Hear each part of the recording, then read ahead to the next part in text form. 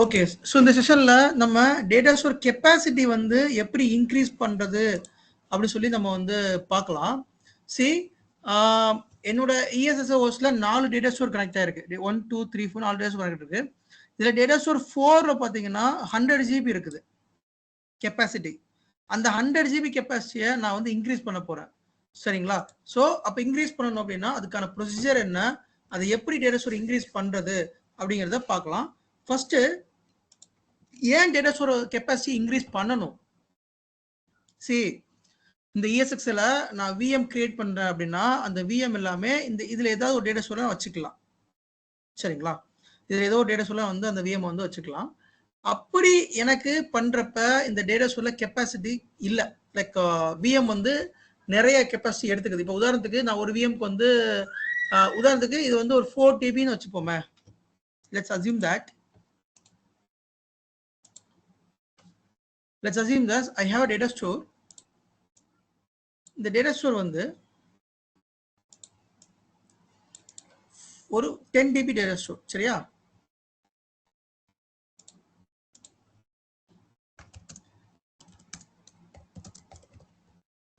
இந்த 10 DB data ஸ்டோர்ல almost ஒரு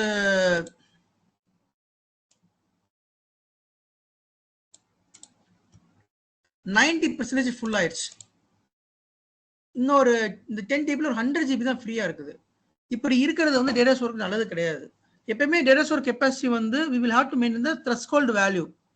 ஒரு 10 TB டேட்டா ஸ்டோர்ல we will have to maintain the threshold limit of 20%, which means 2 TB ஃப்ரீயா இருக்கணும்.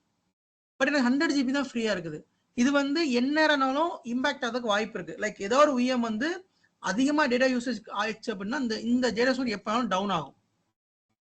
அப்ப இந்த டேட்டா ஸ்டோர் டவுன் ஆகக்கூடாது. அதே சமயத்துல வேற ஏதாவது விஎம் கிரியேட் பண்ணாலும் எனக்கு இந்த டேட்டா ஸ்டோர்ல கிரியேட் பண்ணிக்கணும். ஸோ இப்போ எனக்கு கெப்பாசிட்டி இல்லை, தட் இஸ் கால்ட் கெப்பாசிட்டி. இந்த டோட்டல் கெப்பாசிட்டி 10 TB, இந்த கெப்பாசிட்டி இல்லை. So I'm going to increase the data store capacity. இந்த டேட்டா ஸ்டோர் கெப்பாசிட்டி எப்படி இன்க்ரீஸ் பண்ணணும்? What is the procedure? First நீங்க வந்து ஒரு மெயில் பண்ணணும் ஸ்டோரேஜ் டீமுக்கு. ஹாய் ஸ்டோரேஜ் டீம்,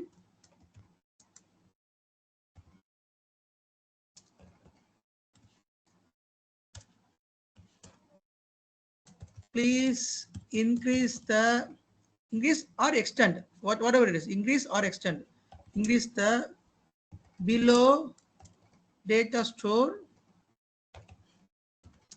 capacity அப்படின்னு கொடுத்துட்டு அந்த டேட்டா ஸ்டோர் நேம் கொடுக்கணும். Data store name TRD DS01 ஏதோ ஒன்று டேட்டா ஸ்டோர் நேம் கொடுக்கணும். தென் அதோட NAID கொடுக்கணும். சரிங்களா? ஸோ டேட்டா ஸ்டோரோட NAID நீங்க எங்கேருந்து எடுக்கலாம் அப்படின்னா அந்த டேட்டா ஸ்டோரை செலக்ட் பண்ணுங்க. செலக்ட் பண்ணி there is option called device backing. இந்த டிவைஸ் பேக்கிங் செலக்ட் பண்ணீங்கன்னா இது எக்ஸ்பேண்ட் பண்ணீங்கன்னா இதுதான் NAID.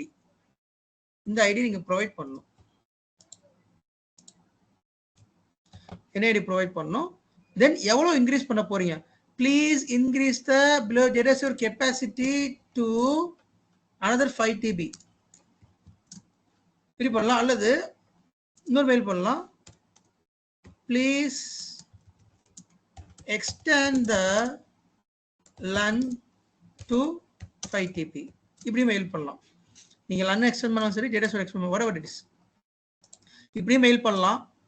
Please increase the data store capacity or please extend the LAN to 5 TB. இந்த 5 TB இந்த கரண்ட் டேட்டா ஸ்டோர்ல 5 TB இன்க்ரீஸ் பண்ணுங்கன்னு சொல்லி சொல்றோம். ஓகே, ஒன்ஸ் அவங்க வந்து அவங்க ஸ்டோரேஜ் சைடு இன்க்ரீஸ் பண்ணிடுவாங்க. பண்ணதுக்கு அப்புறமா hi team, we have increased the LAN or we have extended the LAN, please check it from your end சொல்லி மெயில் பண்ணுவாங்க. அப்ப நீங்க என்ன பண்ணணும்னா இதை ரைட் கிளிக் பண்ணிட்டு ரீஸ்கேன் ஸ்டோரேஜ் கொடுக்கணும். there is an option called rescan storage. the rescan storage கொடுத்தாதான் நமக்கு அது ரெஃப்ளெக்ட் ஆகும். அவங்க LAN allocate பண்ணது நமக்கு ரெஃப்ளெக்ட் ஆகும். ஸோ அவங்க LAN allocate பண்ணிட்டாங்க. Storage team allocated the LAN. சரிங்களா? அவங்க வந்து extend allocate whatever it is, LAN allocate பண்ணிட்டாங்க, 5 TB allocate பண்ணிட்டாங்க. இப்போ நம்ம இந்த கெப்பாசிட்டி எக்ஸ்டெண்ட் பண்ண போறோம். So how do we expand? So currently இந்த ஸ்டோரேஜ்ல